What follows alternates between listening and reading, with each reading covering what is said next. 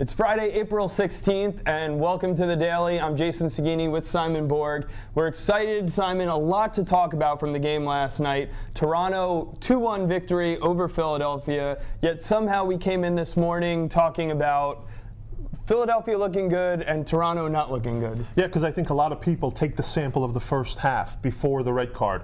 We saw Philadelphia really knocking the ball around, and the expansion team looked better than Toronto, frankly. Toronto strip away the 2-1 win. You know, they were fouling a lot. Their defenders got caught a little better on defense. But lucky that they didn't get a red card. They didn't get red cards. And Preki, after the game, was telling everyone, this is the way we're going to play. Hard, rough play. I think the fans in that stadium, the fans in that city deserve more out of that team. Yeah, I mean, they have a great creative player in Dwayne De Rosario, but he gets put up there as a forward in a home game by himself. You know, it takes till the second half when they're up a man for them to sub on two forwards in O'Brien White and Chad Barrett.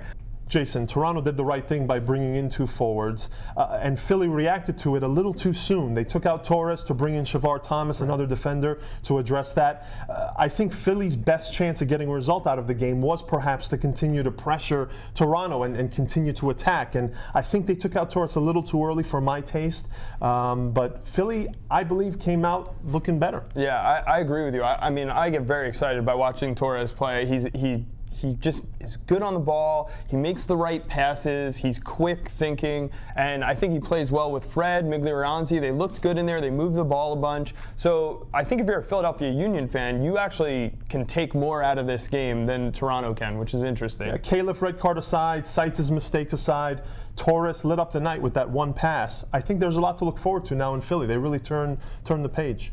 Well, two teams who don't need to turn any pages because they're doing very well as is.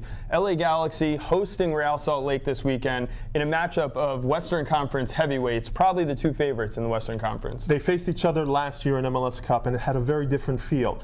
Just a few months removed, now it really feels like both Real Salt Lake and LA are the heavyweights. Right. They both belong. Real Salt Lake does belong. Donovan praises Real Salt Lake. They play the best brand of soccer, he says, in MLS. So it's going to be curious to see if LA can continue their run against the toughest opposition they faced thus far. Yeah, and it'll actually be an undermanned Real Salt Lake squad, we think, because a couple of their guys played 120 minutes midweek. So it'll be interesting to see what kind of team Real Salt Lake puts out there. But it's important because depth for them is going to be an issue this year. They have a ton of games. They have Champions League, LA as well. So there's an important 3 points in the Western Conference, and Salt Lake has to show they have the depth to compete.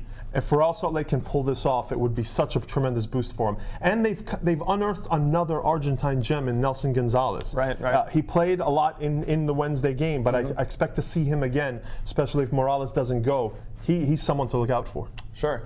Another game that we definitely want to look at is Seattle hosting Kansas City. Kansas City, the front runners in the Eastern Conference right now, just bailing out of Open Cup midweek, so they don't have that to worry about now. They only have MLS Cup to aim for. What are your thoughts about them going up to Seattle? Look, we've seen a basic formula when it comes to games in Seattle. Seattle pushes forward, they press ahead. Without a forward, they're going to have a tough time scoring. I don't think that's going to change. And Kansas City, this shapes up beautifully for them because they can transition quickly, they can force the turnover deep, and really, I think it's shaping up.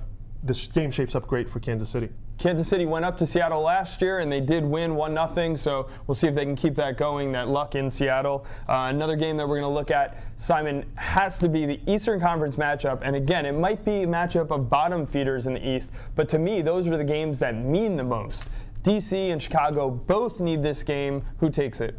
I believe Chicago is primed to really break out this year. DC gave the breakout to Philadelphia. They gave the breakout to Kansas City. They gave a breakout to New England. Chicago, I think, is great for them because they get to play in a more open game, I think this is going to be. Because Chicago, against the Red Bulls, against San Jose, those were teams that packed it in. And Chicago likes to play. They like the space to play. I think De Los Cobos, his first win comes Saturday.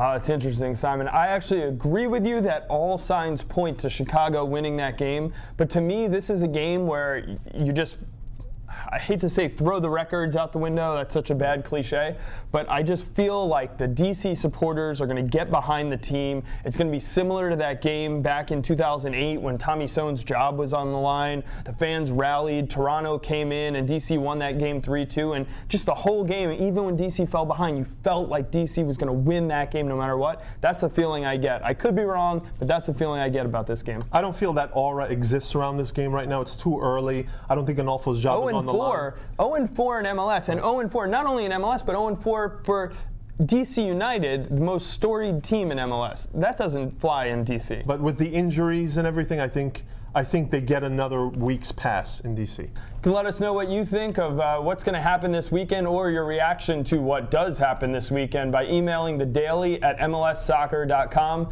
That's all we have for this week. We'll see you on Monday.